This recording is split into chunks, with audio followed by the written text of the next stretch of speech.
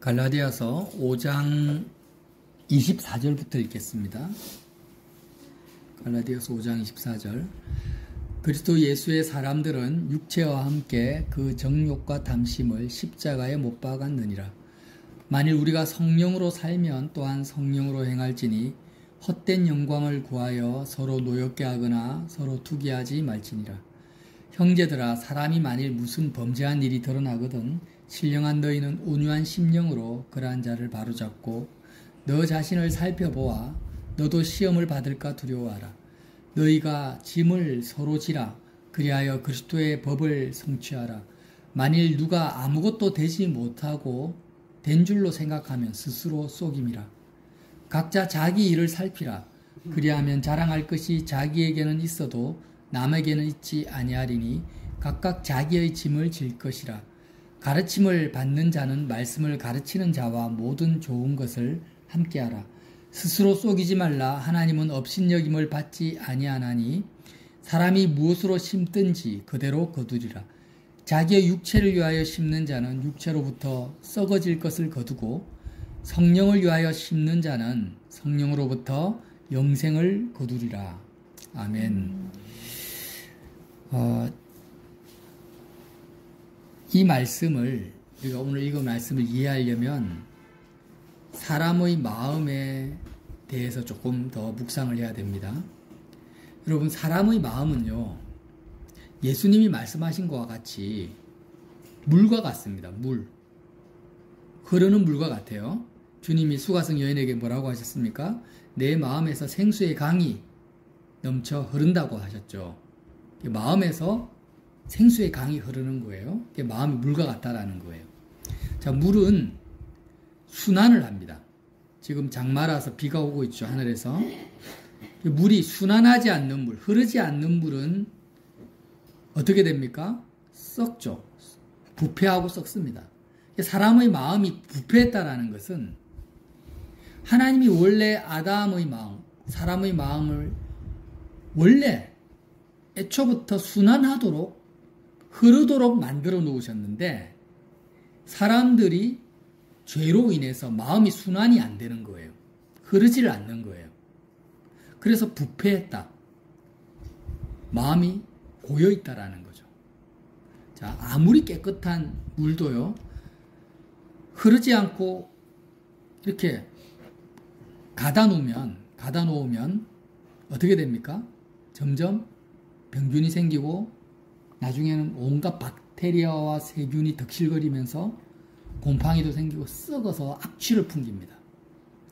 세상 사람들의 모든 마음이 이 죄로 인해서 흐르지 않고 갇혀버리게 된 거예요. 어디에 갇혀버립니까? 세상에 갇혀버렸어요. 하나님은 사람의 마음을 원래부터 갇히도록 만든 게 아니에요. 계속 흐르게 만들으셨어요. 그래서 우리가 자연을 보면서 물을 보라는 거예요. 이 특별 계시죠. 자연을 통해서 하나님이 계속 말씀을 하세요. 자, 너희가 물을 봐라. 너희 마음이 물과 같다. 물이 어떠느냐? 강에서부터 계속 흘러가서 흐르는 물은 깨끗합니다. 정수가 돼요. 흐르면서 정수가 돼요. 그래서 바다까지 흘러가죠. 바다에 흘러가면 바다에 고여 있는 것이 아닙니다. 햇빛에 노출이 되죠. 바다는 항상 햇빛에 하늘에 노출이 되어 있어요. 햇빛에 노출이 된 물들은 어떻게 됩니까? 수증기가 되어서 하늘로 올라가요. 수증기가 되면 아무도 그 물을 붙잡지 못합니다. 하늘로 올라가서 하늘에서 이제 점점 물이 많아져요. 수증기가 많아지면 그것이 구름이 됩니다. 더 많아지면 구름이 뭐가 됩니까? 비가 되어서 다시 땅으로 떨어지게 됩니다. 이런 물의 흐름과 순환이 온 천지 만물을 살리고 생명을 공급하고 지금도 우리가 이 흐름 때문에 살아가고 있는 거예요. 만약에 하늘에서 비가 내리지 않는다. 어떻게 될까요? 모든 생명체는 다 죽어버릴 거예요. 그래서 사람의 마음이 물과 같다라는 것은 뭐냐면 우리의 마음은 어디에도 갇혀서는 안 돼요. 멈춰서도 안 돼요. 계속 흘러가야 돼요. 자, 사람들은요, 자기가 좋은 일이 생기면 거기에 몰입을 합니다. 취미생활, 내가 좋다고 하는 취미에 몰입을 하고 또 내가 마음에 드는 사람을 만나면 그 사람에게 필이 꽂혀버려요. 그래서 그 사람에게 몰입을 합니다. 그게 어떻게 되는 거예요? 시험에 든다라는 거예요. 시험에 든다. 성경에서 말하는 시험에 든다, 마음이 시험 들었다라는 것은요, 꼭 나쁜 일에만 마음이 빠지는 것을 말하는 게 아닙니다. 세상 사람들의 평가에 좋다고 생각하는 것이든 나쁘다고 생각하는 것이든 상관없어요. 그냥 마음이 흘러가지 않고 멈춰버리는 것을 뭐라고 합니까? 시험에 든다라고 표현하는 거예요. 그래서 남녀 총각 처녀들이 어디에 시험에 제일 많이 드느냐? 결혼의 시험에 들어요. 그건 전 충분히 세상적 관점으로 말하는 거 아닙니다. 하나님의 나라의 관점에서 말하는 거예요. 결혼에 꽂혀버려요. 자, 좋아하는 내 마음에 드는 사람에게 시험이 들죠. 마음에 거기에 머물러 버립니다. 당장에는 되게 좋아 보이지만 거기에 1년, 2년, 3년 지나 보십시오. 마음이 어떻게 되나? 썩습니다. 실증을 느껴요. 실망하게 됩니다. 부패하게 돼요. 그렇게 하니까 이제 아이를 가집니다. 그러면 온 부모들의 마음이 어디에 이제 또 시험에 듭니까? 자기 자녀에게 이제 거기에 완전히 고여버려요. 근데 내가 그렇게 사랑하고 마음을 쏟아부었던 자녀 때문에 가장 큰 고통을 받아요. 대부분의 부모들이. 그러다가 자녀가 이제 출가하고 나서 또 마음 붙일 데가 없으니까 여기저기 마음을 계속 세상에게 주는 거죠. 눈에 보이는 것에. 그렇게 하다가 마음이 순환되지 못하고 여전히 세상에 갇혀서 부패해서 오늘 뭐라고 합니까? 8절 자기의 육체를 위하여 심는 자는 육체로부터 썩어질 것을 거두고 성령을 위하여 심는 자는 성령으로부터 영생을 거둔다라는 거예요. 하나님은 우리를 어떻게 만드셨냐면 사람의 마음은 어디에도 갇히지 않고 계속해서 흘러가서 수증기처럼 바닷물이 햇빛에 노출되면 하늘로 올라가잖아요. 햇빛, 빛 대신 예수님, 빛 대신 하나님, 하나님의 영광에 우리의 마음이 직면하고 노출되면은요, 바닷물이 수증기가 되어 하늘로 올라가듯이 저와 여러분의 마음이 그리스도 예수의 그 빛에 노출이 되면 어디로 가겠습니까? 하늘로 가게 돼요. 하늘 보좌까지 우리가 가게 됩니다. 우리의 마음이. 그래서 하늘에서 아버지의 뜻이, 아버지의 생각이 우리의 마음에 계속 채워집니다. 그래서 구름이 계속 채워져서 다시 땅으로 떨어지듯이 하늘에 계신 아버지의 뜻과 생각이 우리의 마음에 채워지면 아버지의 뜻이 우리를 통해서 이 땅에 나타나게 되는데 아버지의 나라가 임한다라는 것입니다. 아버지의 나라가 이 땅에 임하면 우리를 통해서 거기에 또 우리의 마음이 매이지 않고 우리는 또다시 하늘로 마음이 올라가. 이 순환이 우리 속에 일어나야 된다라는 거죠. 이게 정상적인 건데 우리는 너무나 연약하기 때문에 그러지 못하다라는 거죠. 그래서 보세요. 우리 말씀을 보겠습니다. 형제들아 6장 1절에 만일 무슨 범죄한 일이 드러나거든. 이 바울이 말하는 범죄는 세상적인 어떤 그런 범죄를 말하는 것이 아니라 마음이 세상에 갇힌 상태에서 행하는 언행심사가 다 뭐예요? 묶여있는, 그게 범죄라는 거예요. 형제들아, 사람이 만일 우리 믿는 형제, 예수 안 믿는 사람들에게 해당되는 게 아닙니다.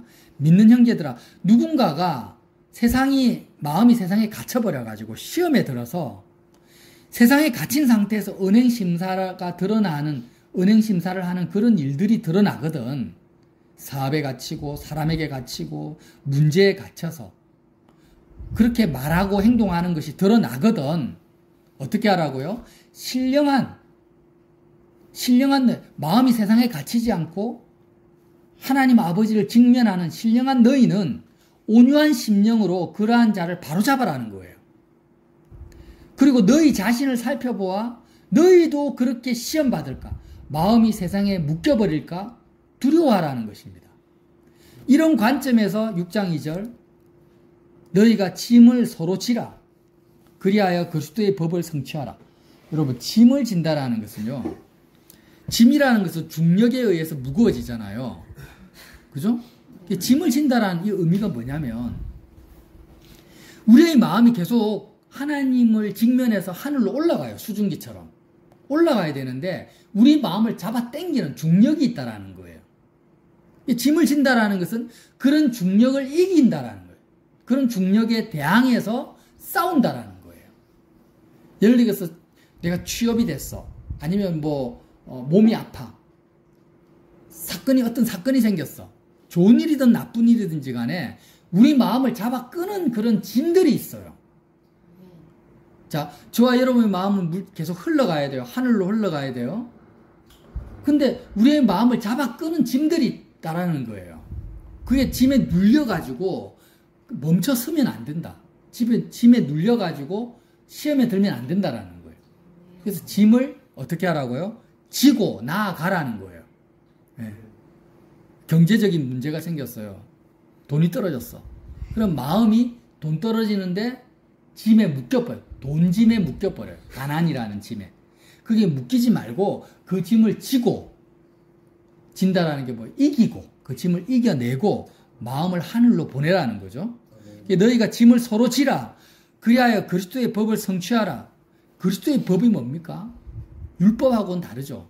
앞에서 율법에 대해서 자유하다라고 사도 바울께서 말씀하셨는데, 여러분, 그리스도의 법과 율법의 차이를 우리가 분명히 이해를 해야 됩니다. 율법이라는 것은 내가 주체가 되어서 행하는 어떤 행동 지침.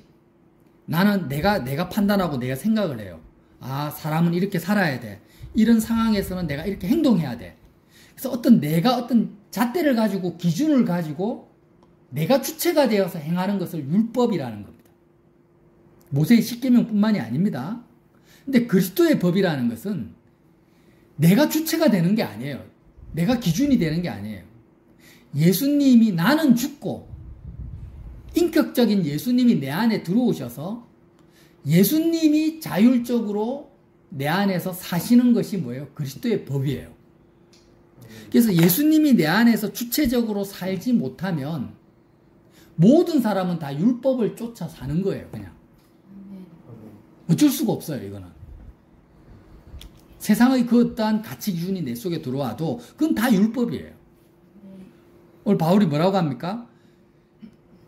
너희가 서로 짐을 지라. 세상에 갇히지 말고, 너희 마음이 갇히지 말고 세상에 대해서 죽고 그리스도와 함께 예수님이 너를 통해서 사는 이 그리스도의 법이 성취되게 하라는 것입니다. 그래서 3절에 만일 누가 아무것도 되지 못하고 된 줄로 생각하면 스스로 속입니다. 이게 무슨 말씀이에요? 그리스도의 법이 내 안에서 역사하지 않는데, 생명의 성령의 법이 내가 주체가 된 상태에서 뭔가를 우리가 이룰 수 있죠. 대통령이 될 수도 있고 국회의원이 될 수도 있고 부자가 될 수도 있어요. 근데 그 사람을 보면 그리스도의 법, 예수님이 그 안에서 살지 않고 있는데 본인이 뭔가 됐다고 생각하는 거예요. 지금 최근 트럼프하고 부시가 아니지, 바이든이, 부시는 옛날 사람이지. 참, 저도 생각이 왔다 갔다 합니다, 지금. 바이든이 TV 토론하는데 대단한 사람들 아닙니까? 근데 하나님 보시기에 어떨까요? 세계의 정치와 권력을 다 가지고 있어도 내가 뭔가 됐다. 그리스도의 법을 지금 지키고 있지 않아요. 예수님이 그 안에서 살지 않아요. 자기가 어떤 자기 자신의 기준과 가치관으로 대통령이 됐어. 그리고 자기는 어떻게 생각합니까? 나는 대단한 사람이다라고 생각을 해요. 이걸 뭐라고 합니까, 바울이? 스스로 속이는 거예요. 응? 아무것도 되지 못해요. 예수님과 하나 되지도 못했는데 세상에서 뭔가 된 줄로 생각하고 자기 스스로 대단하다고 생각하면 스스로 속이는 거예요. 그게 속는 거예요. 마귀에게 속는 거예요. 마음이 완전히 세상에 갇혀서 시험에 든 상태인데 자기 자신을 분별하지 못하고 있다라는 거예요. 하나님의 자녀인 너희들은 그렇게 착각하지 말라는 거예요. 그래서 4절에 각각 자기 일을 살피라. 각각 자기 마음을 살펴라. 너의 마음이 지금 세상에 갇혀 있는지, 마음이 하늘을 향해서 지금 순환하고 있는지, 흐르고 있는지, 마음에서 생수의 강이 넘치고 있는지, 그걸 자기를 살피라는 거예요. 그렇게 하면 자랑할 것이 자기에게는 있어도 남에게 있지 아니하리라. 이 무슨 말이냐면, 자랑할 것이 자기 스스로, 남에게까지 자랑할 필요가 없다라. 이 한글 성경 번역이 조금 애매합니다. 그러면 남한테까지 자기를 자랑할 일이 없다라는 거예요. 각각 자기의 짐을 질 것이다. 우리 각자마다 우리의 마음을 붙드는 짐들이 있어요. 그죠? 각자마다 다 있어요. 노인이든 젊은이든 여자든 남자든 우리의 마음을 끌어당기는 짐들이 있어요. 이 세상에 그러니까 내가 몸이 아파요. 그러면 몸이 아픈 것 자체가 짐입니다. 내 마음을 그게 가둬버려요. 내 상황과 처지가 짐이에요. 나를 괴롭히는 사람도 짐이고 나의 마음을 빼앗아갈 만큼 매력적인 사람도 나에겐 짐인 거예요. 그런 짐들에게 눌리지 말고 지고 아버지께 나아가라는 것입니다. 자, 여러분, 복음이라는 것이 뭐예요? 이것만 말씀하고 제가 또 말씀 마치겠습니다. 복음이 뭐예요? 복음이 기쁜 소식이죠. 복음이라는 거는요, 우리의 마음을 통째로 사로잡아 버리는 소식을 말해요. 예를 들어서 우리가 직장에서 이렇게 일을 하고 있는데 전화가 왔어요. 어떤 소식이 들려왔어. 119에서 전화가 왔는데 안부 씨 맞습니까? 네, 맞아요. 당신 집이요. 지금 집이 완전히 홀라당 불에 다 탔어요. 근데 그 집에 여러 사랑하는 가족들이 지금 갇혀 있어요. 이런 소식이 들려왔다 생각해보세요. 그러니까 직장에서 어떤 굉장히 사장님이 시킨 중요한 일, 회사의 운명이 좌우될 만한 그런 비즈니스가 진행되고 있다가도 그 119 구급대원의 전화를 받게 되면은 그 사람은 어떻게 될까요? 그 사람의 마음은 회사를 당장 떠나버려요. 그리고 하던 모든 일을 다 팽겨쳐주고 차 몰고 불타고 있는 집을 향해서 돌진할 겁니다. 이게 복음이라는 거예요. 이게 복음이에요. 이게 무슨 말이에요? 우리가 이 세상에 마음이 갇혀 있어요, 지금. 세상에서 큰 일, 다급한 일, 중요한 일, 이런 일에 다 갇혀 있어요. 우리 마음이 썩습니다. 부패하고 있습니다. 그러다가 복음을 들어요. 어떤 복음요? 하나님의 아들 예수 그리스도가 당신의 죄 때문에 지금 당신 대신 십자가에 못 박혀서 피를 흘리고 죽었습니다. 그 주님이 땅에 묻혀서 3일 만에 다시 부활해서 지금 당신을 부르고 있어요. 이게 복음이라는 거예요. 이 복음을 들었던 모든 초대교회 성도들이요, 정신이 나가버립니다. 정신이 나가버려요. 가난한 사람이든 부한 사람이든 아픈 사람이든 건강한 사람이든 어떤 귀족이든 종이든 상관없어요. 자기가 이 세상에 처한 처지를 다 잊어버려요. 자기가 처한 상황을 다 망각해버려요. 왜요? 너무나 충격을 받았거든. 아니, 이 버르지만도 못한 이 죄악된 나를 위해서 하나님의 아들이, 창조주 하나님이 나 때문에 십자가에서 죽었단 말이야. 그분이 내가 짊어져야 될 죄와 저주를 온통 다 짊어지고 벌거벗김을 당하고 세상 사람들에게 조롱과 멸시를 받으면서 십자가에서 죽었단 말이야. 그러면서 그 복음에 마음이 함몰되어서 마음이 세상을 떠나버리는 거예요. 예수님과 함께 세상에 대해서 죽어버리고 예수님과 함께 하늘 보좌에 안침바 돼버리는 거예요. 근데 저와 여러분은 이 복음을 들었어요. 근데 어떻게 합니까? 복음을 들었지만 믿지를 않아요. 복음을 듣는 것과 복음을 나의 사건으로 믿는 것과의 차이를 아시겠습니까? 복음을 아무리 많이 들어도 믿지 않으면 우리의 마음은 세상에서 떠나지 않습니다. 지금 내가 당장 당면에 있는 내 마음의 관심사에 마음이 다 사로잡혀 있는 거죠. 복음을 들었어도 거기에 매여 있는 거예요. 왜? 믿지를 않으니까. 믿는다라는 게 뭡니까? 마음을 드리는 걸 말하죠. 마음을 하나님 앞에, 그 복음 앞에 내 마음을 드리는 거예요. 스테반 집사님이 자신의 육체가 돌에 맞아 죽어가는 상황에서도 복음을 믿었던 거예요. 스데반 집사님의 눈은 하늘 보좌에 계신 예수 그리스도께 초점이 맞춰져 있습니다. 왜? 그는 복음을 믿었기 때문에 자기의 육체가 죽어가는 상황에 마음이 갇힐 수가 없어요. 사도 바울도 마찬가지였죠. 가는 곳마다 핍박을 받고 살인자들이 자기를 죽이려고 숨어 있어도 사도 바울은 거기에 매일 수가 없었어요. 그는 항상 복음을 믿는 자였기 때문에. 저와 여러분이 짐을 진다라는 것은 뭐냐면 우리의 마음이 이렇게 복음을 믿는 거예요. 수시로 저와 여러분은 짐을 지게 되어 있어요. 장애물에 부딪힙니다. 우리의 마음을 묶고 있는 세상 사건과 문제와 나의 육체에 갇혀버려요. 육체의 오감에 갇혀버려요. 그러면 그럴 때마다 우리의 마음이 어떻게 됩니까? 흐르지를 못해요. 갇혀버리니까 흐르지 못하고 묶이고 부패하고 썩고 나중에는 점점 갇힌 상태에서 시간이 지날수록 악취가 나고 온갖 범죄가 거기서 다 드러나는 거예요. 그렇게 날 때마다 우리는 어떻게 해야 돼요? 들은 복음을 믿어야 돼요.